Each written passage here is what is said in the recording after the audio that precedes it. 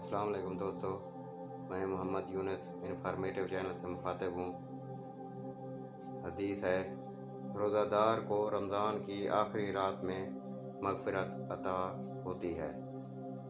ये हज़रत अबू हुरैरा रज़ी अल्लाह तआला अन्हु से रिवायत है कि रसूलुल्लाह सल्लल्लाहु अलैहि वसल्लम ने फरमाया, मेरी उम्मत के रोज़ादार अफराद की रमज़ान की आखिरी रात में बख्शिश हो जाती है। अर्ज़ किया गया, या रसूलुल्लाह, क्या वो लैलतुल क़द्र है जिसमें बख्शिश की जाएगी?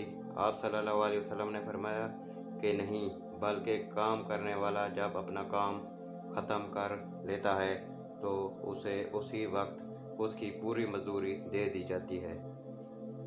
ये हदीस है उन लोगों के लिए, यानी जो रमज़ान के पूरे महीने के रोज़े रखते हैं, आखिरी रात यानी ईद की रात ये तमाम